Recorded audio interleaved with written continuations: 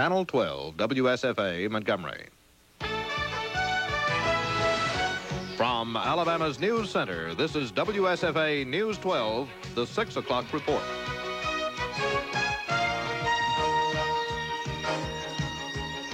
Good afternoon, I'm Dean Argo.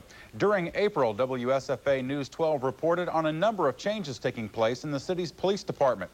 The changes were designed to place more officers on the street during the night. As Shed Johnson reports now, according to Police Chief John Wilson, those changes are working.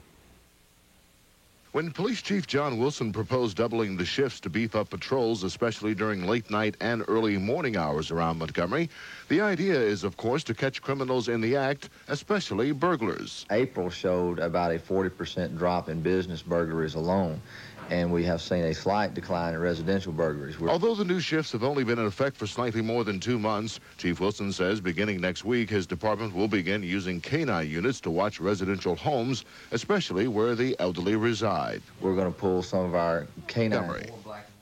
The Coast Guard ship Vigorous escorted a shrimp boat into Mobile Harbor today, and federal officials jailed its crew of 4 after 8 tons of marijuana was found on board.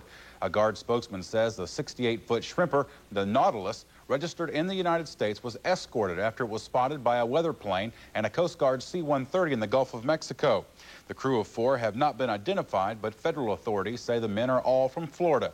The 8 tons of marijuana is estimated to be worth about $8 million. Alabama ranks 7th in the nation in the number of cultivated marijuana plants killed last year and 11th in the number of total plants destroyed. According to records released in Washington this week, more than 167,000 marijuana plants were destroyed during the marijuana eradication program. 65 people were arrested and at least $73,000 was spent on that program. The 1986 marijuana eradication program began recently, and officials with the State Department of Public Safety expect to have a better year this year. Last year was a very good year, the best year we've had in the state of Alabama. And I think we'll see an even bigger year this year. Of course, we did have a setback at the beginning of the year because of the drought. Just like the farmers were suffering, the marijuana farmers were also suffering, and it was creating a problem for us because really we're not finding it. We're beginning to find it now, and of course, with the assistance of the local police departments and sheriff's departments and the support of the DEA, hopefully it will be even a bigger year. Former Headland Police Chief Noel Manasco has lost his bid for a probationary sentence on his conviction on theft charges involving the city's money. Circuit Judge Billy Joe Sheffield denied Manasco's request for a probation, even though prosecutors recommended that the 2-year sentence be softened.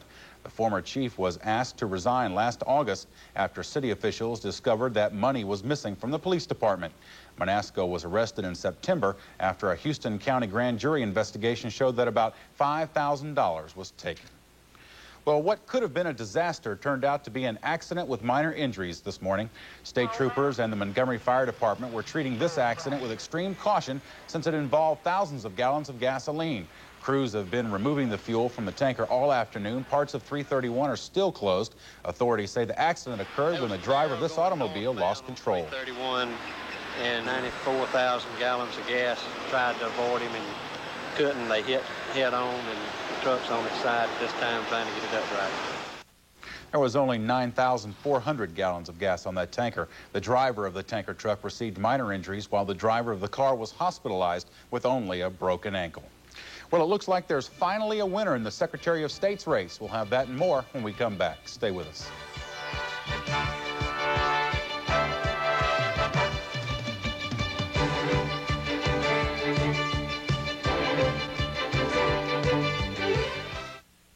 Have you always regretted not having a college education? Perhaps there was never enough time or money. Picked up another endorsement today. The Alabama Medical Association threw its support behind Graddick for his stand on tort reform. Also today, Graddick met for the first time since Tuesday's primary with his state coordinators mapping out his runoff strategy. As Scott Adcock reports now, enthusiasm inside the Graddick camp is higher than ever. Supporters and campaign workers from his he hopes will convince even more voters to his side. Let's give Charlie Graddick a comeback state welcome. Since last Tuesday's election, Graddick says his polls indicate he has picked up support from both George McMillan and Fob James's supporters.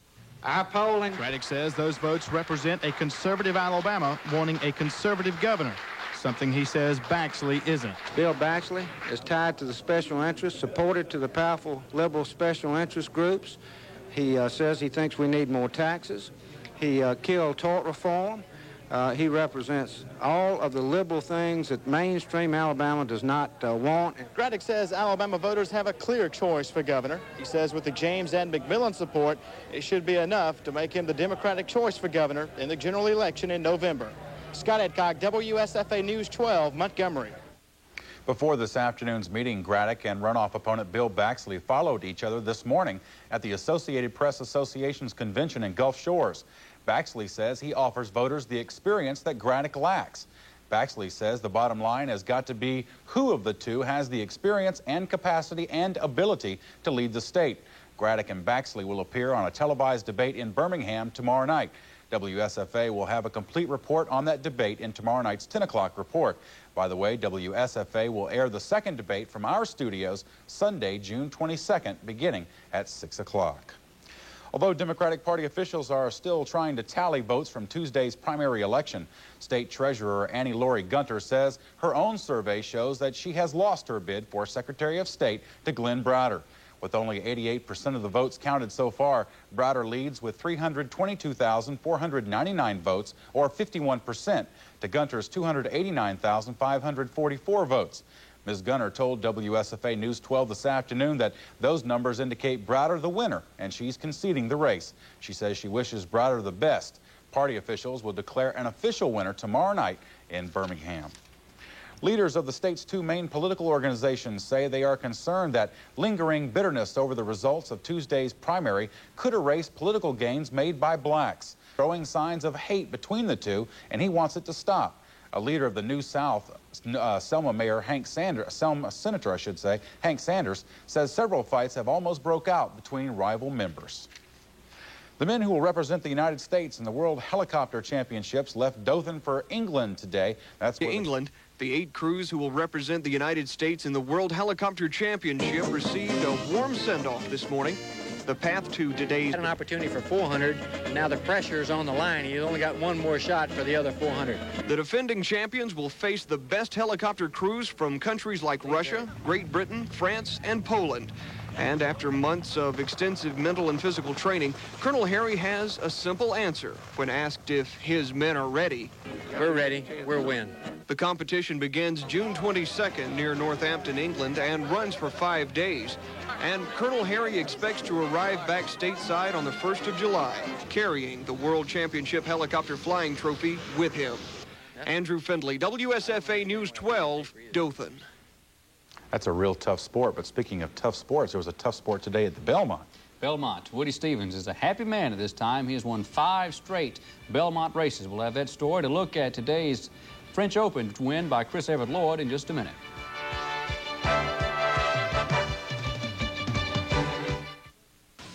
I could go out and grab a quick burger from... No cows. High-flying adventure.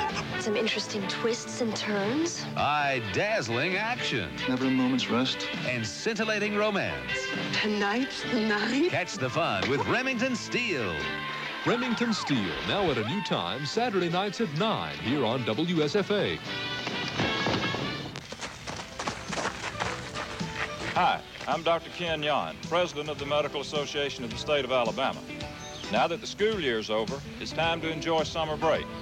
Have fun, but remember to play it safe. Don't get too hot, drink plenty of liquids, avoid dangerous activities, and don't forget to wear a sunscreen lotion. Have a safe and healthy summer. The doctors in Alabama are asking you to take good care of yourself. Let's go.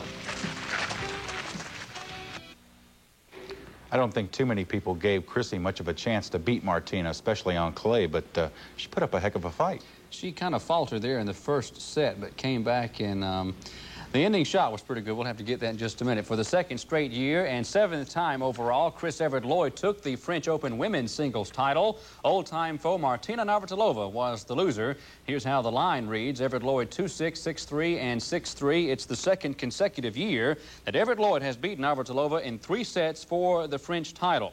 Lloyd could not find her serve in the first set when she double faulted 5 times, but she pulled her game together in the second set. Here, Lloyd is up 4-2 in the far court. She delivers a lob shot, And one that would later on win it for Navratilovan's return is wide. Chrissy gets the point. Move on to third, or to match point. The third time around, Lloyd stays along the baseline and then moves in, hitting a drop volley that Navratilova barely is able to put a racket on. This one coming up here, that gives the match to Lloyd. She's the only 7-time winner at the French Open, men or women. A second consecutive day of rain didn't stop the 118th running of the Belmont Stakes. Trainer Woody Stevens wins his 5th straight race, Belmont, with Dancing Connection. It's a record for Stevens, and rider Chris McCarron wins his first Triple Crown. And John's Treasure is second. Derby winner Ferdinand, with Shoemaker atop, is third. You can tell by looking at the last 20 minutes of the race what kind of weather they've had recently. In Elmont, New York, the horses ran on the 1.5-mile track, very muddy and sloppy. Unofficial time, 2 minutes, 29 and 4/5 seconds, not even close to the record. But it's a happy day for Woody Stevens, doing something that has never been done before, winning 5 straight times at Belmont, the third leg of horse racing's Triple Crown. Dancing Connection missed the Derby and Preakness this year because of a bone chip in one of his knees, but today he had it, winning at Belmont.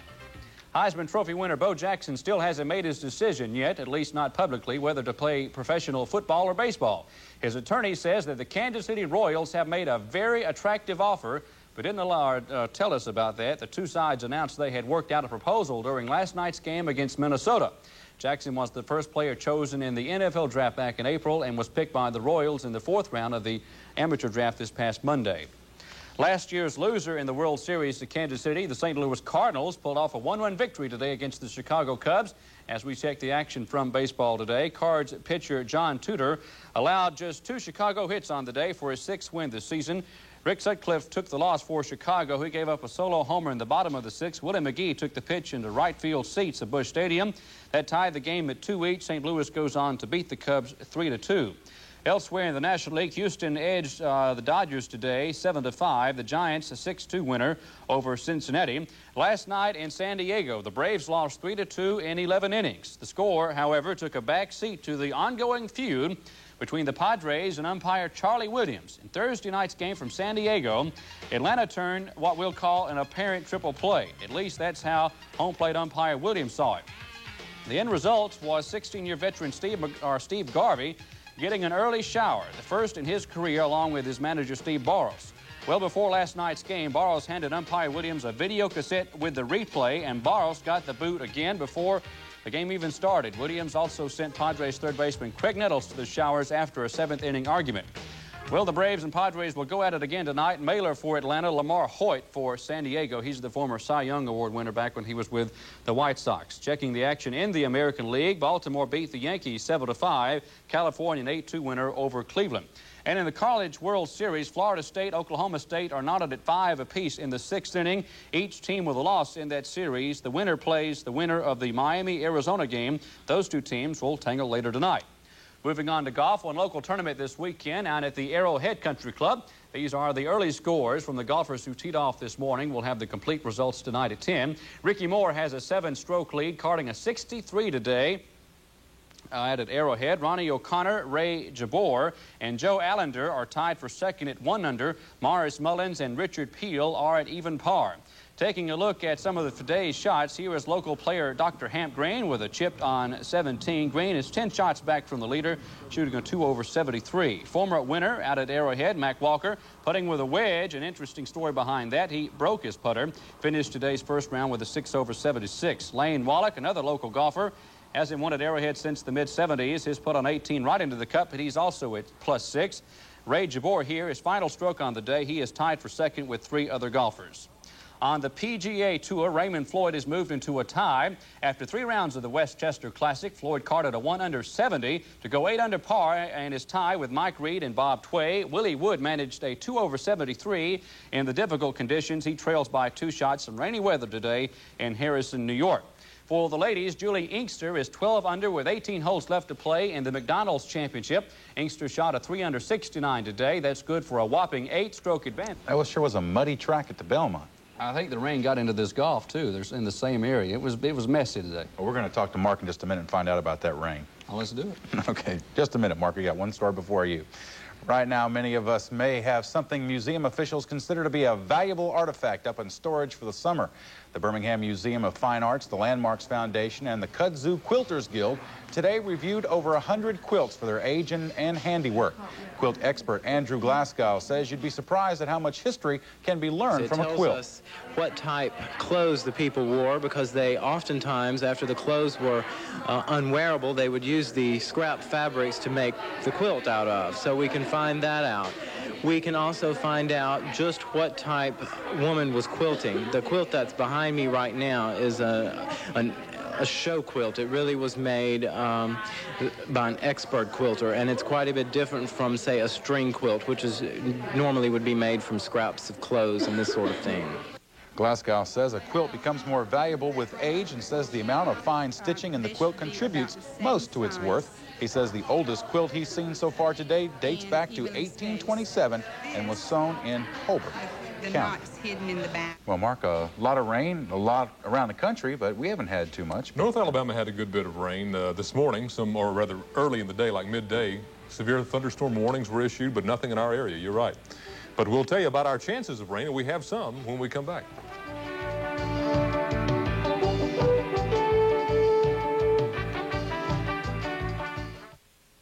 Hey, Vern, I stayed up all night to study for my official Ernest P. Worrell Mellow Yellow Mountain Dew taste test. I bet you don't think I can tell the difference, do you? Watch. That tastes great. That tastes great, too. But I think, well, no, I can't tell the difference, Vern. I guess I flunked the taste test. I bet I'm going to have to clean the blackboards again. As Dynasty's Dominique Devereaux, she's a take-charge lady with money and style. But what's Diane Carroll really like? You'll find out in a special interview on Entertainment This Week. Then, Leonard Maltin's special movie wrap-up will tell you all about the new films worth that wait in line.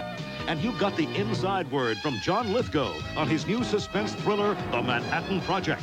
Nobody takes you to the movies and shows you the stars like Entertainment This Week.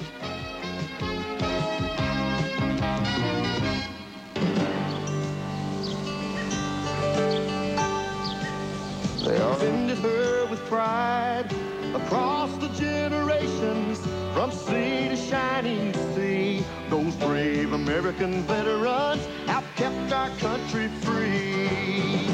Yes, we're proud of you, the American veteran. Your country thanks you for a job well done. We salute the heroes, their courage is our guide. The American veteran is our nation's pride. The sacrifices our veterans have made for this country is something Americans should never forget. Yesterday, Andrew was off the North Carolina coast. No problems for us. Isn't the chance it's going to come back this way, is it? Not much. It's on the way out and doesn't pose much of a threat. Tropical storm Andrew you're talking about. We'll tell you some stats on that in just a moment. But first, let's take a trip out to Danley Field, where it's 90 degrees right now and still partly sunny. Winds are from the west at 9, the humidity 50%, the dew point 69, the barometer rising. No rainfall at the airport in the last 24 hours. For those of you who are tracking Tropical Storm Andrew, here are the stats. 75 miles to the southeast of Cape Hatteras, North Carolina, moving to the northeast at 15. That takes it away from land. Max winds are still at 45 miles per hour. Satellite view shows all the clouds being churned up by Andrew out in the Atlantic. Notice that they're all to the northeast and to the southeast. Not much happening back toward land. Not much in the way of rain or winds either, for that matter. It continues to move out toward the North Atlantic. Radar from the same hour shows not a lot of rain being generated in the Atlantic at this hour, but look over the south and east. Very, very many places getting not just rain, but moderate to heavy showers and thunderstorms, indicated by the numerous blotches of yellow and red that you see there. The western coast of Florida especially getting a lot of rain. The southeastern view shows some cold high cloud tops in northwest Alabama and in parts of east central Alabama. Most of our coverage area today had a cloudy to partly cloudy to clear day, depending on when and where you were, wherever you were. Take a look at the weather map. It shows that we are under the influence of high pressure and will continue to be so for a couple of days. Very, very humid, very, very warm air is going to be with us, and even with a high pressure, the high pressure is not keeping the thunderstorms from forming. We're going to have widely scattered thunder showers for a couple of days. Tomorrow's map shows that the stationary front to the north of us not moving in very much. Still weak high pressure, warm humid air, chance of showers. And then by Sunday, something that has been happening a couple of times in the last few weeks, and that is a backdoor cold front trying to come into the state. This is going to slightly increase the chances of rain in Alabama, especially in South Alabama, only slightly, but we still have a chance of rain because of the humidity and heat on into the middle and even for that matter into the end of next week. Central radar scanning at about 10 minutes until 6 this evening shows a couple of small areas of light rain, but embedded in it some pretty heavy thunder showers and thunderstorms in South Alabama and East Alabama, the heaviest on radar still in Mississippi. And now radar scanning live from Montgomery's Danley Field shows that the heavy thunderstorms have died down a bit, but still a lot of scattered rain in southeast Alabama moving to the east at about 30 miles per hour. Temperatures at 6 o'clock are these: very warm right now, 90 at Danley Field and partly sunny. High today was 91, low this morning 72. Sunrise tomorrow 5:38, sunset 7:51. And now the forecast for tonight: 20% chance of those evening thunder showers and a low around 72. For tomorrow, we're looking for continued humid air with a 20% chance of an afternoon or evening thunder shower, light winds, and a high somewhere between 90 and 95. Tomorrow night, 20% chance and a low around 72. And then on Monday, same old story, 30% chance because of that front approaching of thunder showers, high between 90 and 95. It's just unusually warm for this time of year, Dean, and I don't like it, okay? I was talking about Andrew Finley. I thought he was off the coast of North Carolina. He may be in the storm for all I know. Okay, Mark, thanks a lot. We'll be back in just a few minutes to wrap things up. Please stay with us.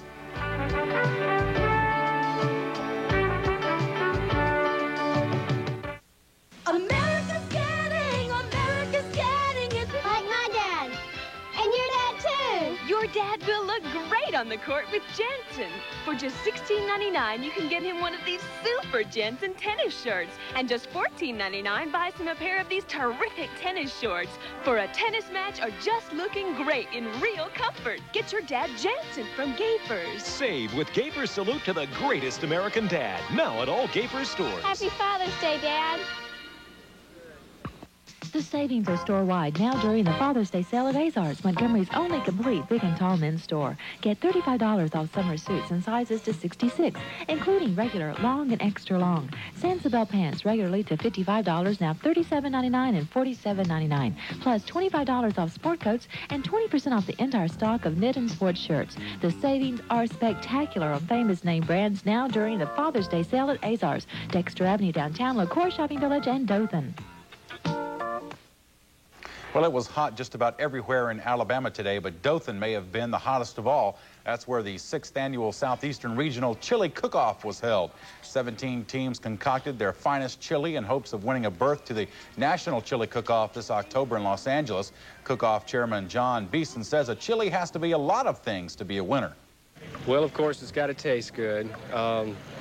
There are some rules that everybody has to follow. We don't allow any beans or any spaghetti in the recipes, but they're open to any kind of meat or combination of meats. So we've got a group over here, the OBJCs, are going to be cooking rattlesnake.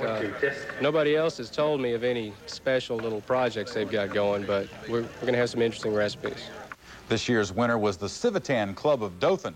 All the money raised at the cook-off goes to the Sheriff's Boys and Girls Ranches.